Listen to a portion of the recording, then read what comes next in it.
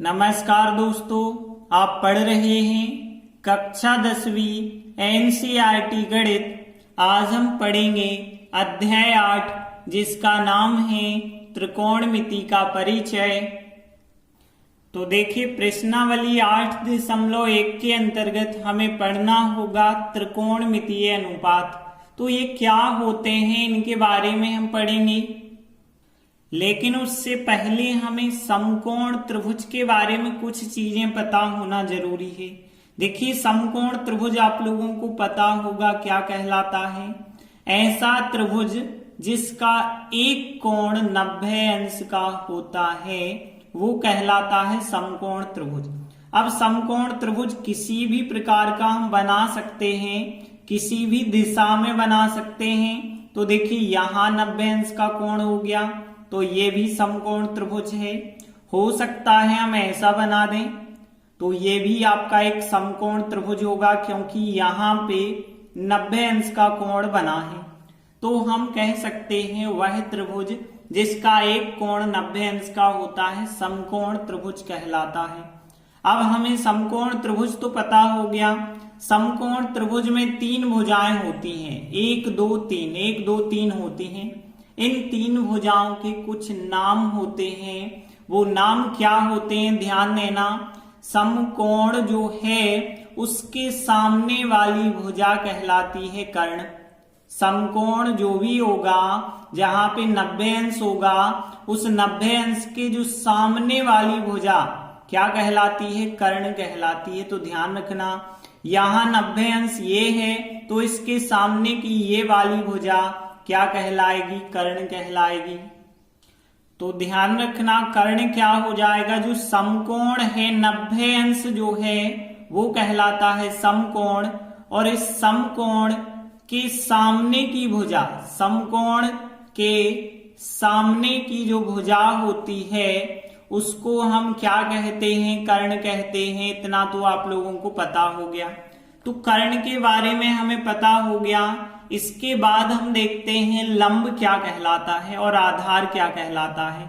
देखिए, अब बाकी बची 2 भुजाएं, एक भुजा ये बची और एक ये बची, तो एक कहलाती है लंब और एक कहलाती है आधार। अब देखिए, त्रिभुज में कोई फिक्स नहीं होता है कि लंब कौन सी भुजा कहलाती है, आधार कौन सी भुजा कहलाती है। ऐसा नहीं हम कह सकते जो सीधी है उसे लंब कह दें, जो क्षैतिज है उसे आधार कह दें, बिल्कुल नहीं ऐसा कह सकते। तो लंब और आधार जो होती हैं वो कोण पे निर्भर करती हैं। यदि मान के चलिए आपका कोण ये है, मान के चलिए ये कोण ले रहे हैं आप, तो इस कोण के लिए लंब होगी इसके सामने की भुजा। तो यहां लंब जो क्या कहलाती है, लंब का मतलब होता है कोण के सामने की भुजा, मतलब कोण के सम्मुख भुजा। सम्मुख मतलब होता है सामने की। तो यहाँ कोण के सामने की जो भुजा होती है उसे हम लंब कहते हैं। यदि हमने ये वाला कोण लिया है तो इसके सामने वाली भुजा ये कहलाएगी लंब। लेकिन यदि हमने ये लिया होता कोण तो इसके सामने की ये लंब कहलाती। जैसे मान के चलो हमने ये कोण लिया है तो इसके सामने की ये लंब कहलाएगी। तो ध्यान रखना, यदि हमने ये कोण लिया है तो इसके सामने की भुजा ये कहलाएगी लंब। अब देखिए, यहां आपके पास ये भी कोण ले सकते हो, आप ये भी ले सकते हो। यदि हमने ये कोण ले लिया है ये वाला, तो इसके सामने की भुजा क्या कहलाएगी, लंब। तो यहां लंब आपको समझ आ गया, कोण की सम्मुख भुजा कहलाती है लंब। अब आधार की बात करें तो देखिए, एक जो भुजा बच गई है वो आधार कहलाती है, या फिर हम कह दें कि कोण को बनाने वाली भुजा आधार कहलाती है। कोण के साथ जो जुड़ी हुई भुजा होती है, संलग्न भुजा होती है, वो आधार कहलाती है। तो आधार कौन सी भुजा कहलाती है, कोण की संलग्न भुजा। यदि ये कोण है तो इस कोण में कौन सी भुजा संलग्न है, ये वाली भुजा, तो आधार हो जाएगी ये भुजा। अब देखिए, यहां पे ये कोण ले रहे थे आप, तो इस कोण में ये वाली भुजा संलग्न है, तो यहां पे ये कहलाएगी फिर आधार। और इस चित्र में देखें ये कोण लिया है हमने, तो इस कोण में संलग्न भुजा ये हो गई, तो आधार ये कहलाएगी। तो देखिए हमें कर्ण, लंब, आधार तीनों के बारे में पता हो गया। अब देखिए इन तीनों से संबंधित एक फार्मूला होता है जिसे हम पाइथागोरस प्रमेय के नाम से जानते हैं, जो ज्यादातर आप पिछली क्लासों से भी पढ़ते आ रहे हैं। तो यहाँ पे आप ध्यान रखना पाइथागोरस प्रमेय क्या होता है। किसी समकोण त्रिभुज में जो कर्ण का वर्ग होता है वो अन्य दो भुजाएं जो लंब और आधार हैं उनके वर्ग के योग के बराबर होता है। तो हम कह सकते हैं कर्ण का वर्ग बराबर लंब का वर्ग प्लस आधार का वर्ग। तो ये कहलाता है पाइथागोरस प्रमेय। और इस प्रमेय का हम उपयोग तब करते हैं जब हमें दो भुजाएं दी गई हों और तीसरी भुजा हमें ज्ञात करनी हो, चाहे कर्ण, लंब, आधार कोई भी भुजा हमें ज्ञात करनी हो सकती है। तो ध्यान रखना पाइथागोरस प्रमेय क्या होता है, कर्ण का वर्ग बराबर लंब का वर्ग प्लस आधार का वर्ग या फिर अन्य दो भुजाओं का वर्ग का योगफल होता है पाइथागोरस प्रमेय। अब देखिए बात करें त्रिकोणमितीय अनुपात क्या कहलाते हैं। तो देखिए हमारे पास समकोण त्रिभुज में 1, 2, 3 भुजाएं हैं। यदि हम दो भुजाओं का अनुपात निकालें, जैसे कर्ण और लंब का हम निकाल सकते हैं, लंब और आधार का निकाल सकते हैं, कर्ण और आधार का निकाल सकते हैं, और लंब और कर्ण का, आधार और लंब का, आधार और कर्ण का, मतलब इस प्रकार से अनुपात दो दो चीजों का यदि हम निकालते हैं तो वो कहलाते हैं त्रिकोणमितीय अनुपात। और 3 भुजाओं के 6 त्रिकोणमितीय अनुपात निकल सकते हैं।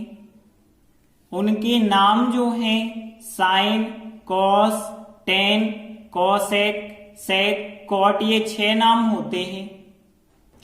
तो देखिए पहला नाम जो होता है वो ध्यान रखना, पहला नाम होता है साइन।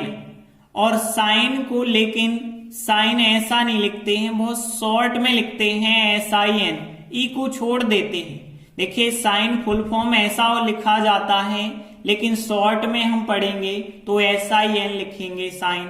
और फिर दूसरे त्रिकोणमितीय अनुपात का नाम है कोसाइन। कोसाइन को हम कॉस लिखते हैं, ध्यान रखना ये चीज। और इसके बाद फिर तीसरा जो होता है वो होता है टेंजेंट। टेंजेंट को शॉर्ट फॉर्म में हम TAN, टेन लिखते हैं, तो ये ध्यान रखना। तो यहां साइन, कोसाइन, टेंजेंट, इनको हम शॉर्ट में ही पढ़ते हैं, साइन, कॉस, टेन। इसके बाद 3 और होते हैं। एक होता है कोसेकेंट होता है, जिसे हम शॉर्ट में कॉसेक कहते हैं। और एक होता है सेकेंट होता है, जिसे हम शॉर्ट में सेक कहते हैं। एक होता है कोटेंजेंट। तो यहाँ पे कोटेंजेंट को हम शॉर्ट में कॉट कहते हैं। तो ये 6 त्रिकोणमितीय अनुपात होते हैं। तो आप इन 6 के नाम अच्छे से याद रखना, हमें शॉर्ट नेम याद रखना है, साइन, कॉस, टेन, कॉसेक, सेक, कॉट होते हैं।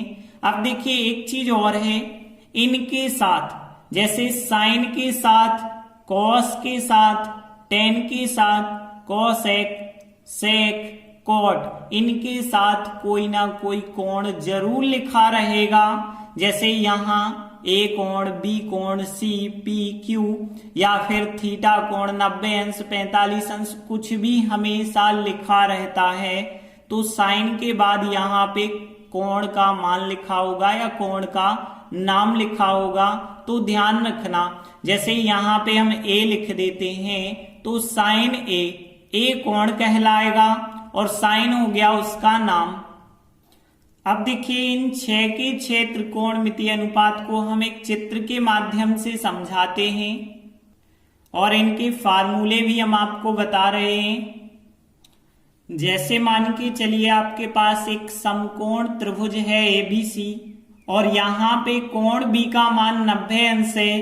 अब आपसे कहा जाए कि ए कोण के लिए सभी क्षेत्र कोणमितीय अनुपातों के मान निकालिए, या फिर आपसे कहा जा सकता है सी कोण के लिए निकालिए। तो यहाँ पे हम ए कोण के लिए बता रहे हैं क्षेत्र कोणमितीय अनुपात। तो यहाँ पे पहला आपको पता होगा साइन कहलाता है, और ये ए कोण के साथ लिखा जाएगा तो साइन ए होगा। तो हमें साइन ए ज्ञात करना होगा। साइन के बाद फिर दूसरा होगा कॉस ए हो जाएगा, और तीसरा हो जाएगा टेन ए। तो यहाँ पे इस प्रकार से हमें त्रिकोणमितीय अनुपात निकालने होंगे। अब ध्यान रखना साइन कॉस टेन ये होते हैं तीन मुख्य, और बाकी जो तीन बचे इन तीनों के अपोजिट होते हैं। जैसे साइन का अपोजिट होता है कोसेक, तो ध्यान रखना साइन के अपोजिट को हम कोसेक कहते हैं, और फिर कॉस का अपोजिट जो होता है सेक होता है, और फिर टेन का अपोजिट जो होता है वो होता है कॉट। तो ध्यान रख लेना कौन किसका अपोजिट होता है। अब हम इन सब के फार्मूले देखते हैं। इन सब के फार्मूलों के लिए हम आपको एक ट्रिक बताते हैं। वो ट्रिक क्या है देखिए, एल ए एल बटे के ए लिखा हमने। तो देखिए यहाँ पे ये चीज हमने लिखी, मतलब एल ए एल बटे के लाल बटे का लिखा। अब देखिए यहाँ पे एल से होता है लंब, ए से होता है आधार, एल से लंब, के से कर्ण, के से कर्ण और ए से आधार। अब यहाँ पे हम नंबरिंग कर लेते हैं 1 2 3, और यहाँ पे हो जाएगा 4 5 और 6 हो जाएगा। अब देखिए यहाँ फार्मूला कैसे बना है। देखिए पहले का मतलब साइन का फार्मूला होता है एल बटे के, मतलब लंब बटे कर्ण होता है साइन का फार्मूला। तो साइन का फार्मूला हो गया लंब बटे कर्ण। दूसरा देखिए ए बटे के है, मतलब आधार बटे कर्ण, तो कॉस का फार्मूला होता है आधार बटे कर्ण।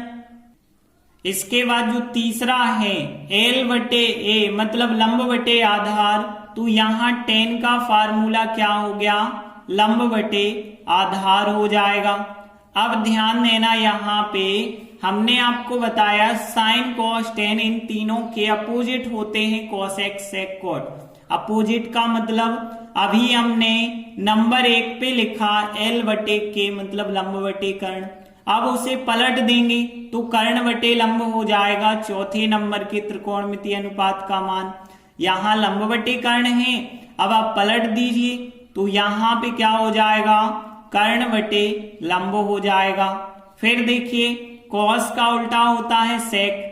अभी था आधार बटे कर्ण, पलट दो तो कर्ण बटे आधार हो जाएगा। तो आधार बटे कर्ण को यदि हम पलट देंगे तो क्या बन जाएगा, फिर कर्ण बटे आधार बन जाएगा। इस प्रकार से सेक का फार्मूला हो गया। इसके बाद कॉट का फार्मूला टेन का उल्टा होता है, टेन है लंब बटे आधार, तो ये हो जाएगा आधार बटे लंब। इस प्रकार से हमने ये फार्मूले बनाए हैं sine cos tan cosec sec cot. आप इस फार्मूले से याद रखें। देखिए 1 2 3 मतलब है साइन कॉस टेन, क्रम जरूर याद रखें, और फिर कोसेक सेक कॉट। देखिए पहला साइन का लंब बटे कर्ण, फिर कॉस का आधार बटे कर्ण, फिर टेन का लंब बटे आधार, फिर पलटते चल रहा है, कर्ण बटे लंब हो गया कोसेक का, और सेक का कर्ण बटे आधार, कॉट का हो गया आधार बटे लंब। अब देखिए इस चित्र में देखें तो समकोण ये है 90 अंश, तो 90 अंश के सामने वाली भुजा जो AC होगी वो कर्ण कहलाएगी। तो कर्ण का मान हो गया AC।